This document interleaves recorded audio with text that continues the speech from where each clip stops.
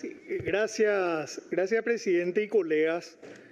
También quiero recordar, sumarme a los colegas que me antecedieron en el uso de la palabra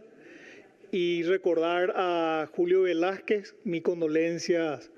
a los colegas del Partido Colorado, a todos los que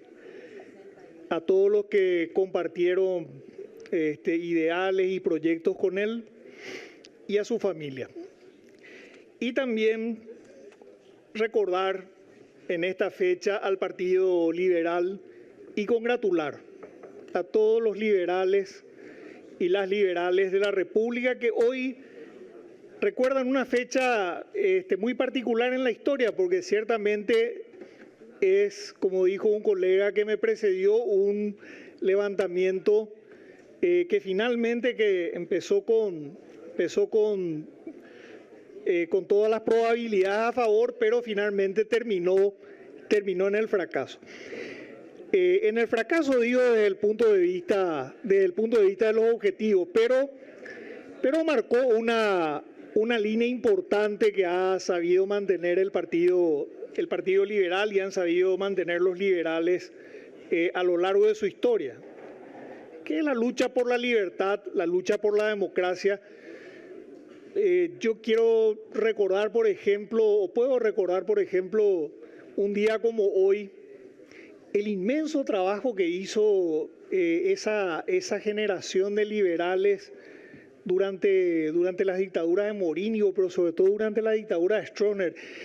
Imagínense lo que era durante una dictadura como la dictadura stronista construir organización política a lo largo y a lo ancho del país, en un momento donde la represión era sumamente severa, las violaciones a los derechos humanos eran trágicos, básicamente el país estaba muy poco comunicado y hubo dirigentes liberales que se internaron en los lugares más recónditos de la historia del territorio paraguayo, desafiando a esa dictadura y construyendo una organización política que hasta ahora es sumamente importante. El Partido Liberal, reitero, con sus luces y sus sombras como toda organización política, se ha destacado a lo largo de la historia y ha aportado muchísimo, pero solamente me voy a quedar en un punto más, en un último punto más. La historia del periodo constitucional del 70, entre 1870 y 1940, con ese lapso del 36 de la Revolución de Febrero, es la historia de una constitución de ideas liberales, pero que nunca se pudieron implementar plenamente. Paraguay, en 1870, Paraguay tenía ya por constitución el voto universal obligatorio cuando gran parte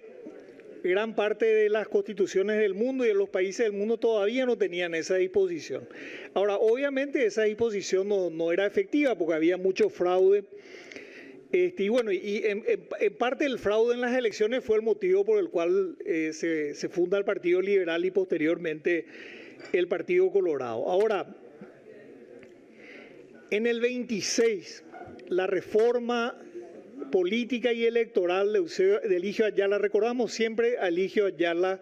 como un gobernante honesto y un gobernante eficiente, pero recordamos muy poco que en el 26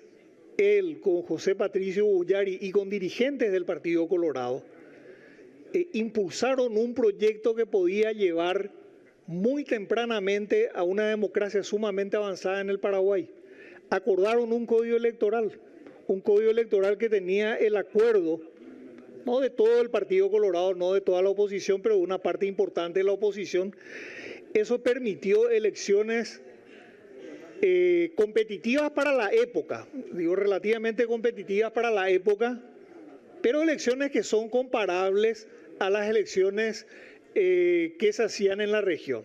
y que en países que tenían una democracia más afianzada o más adelantada.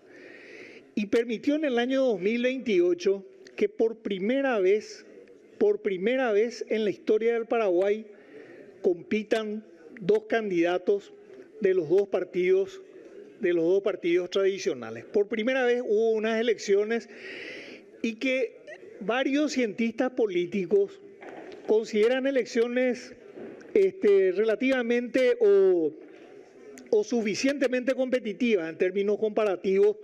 con las elecciones que se hacían en esos años.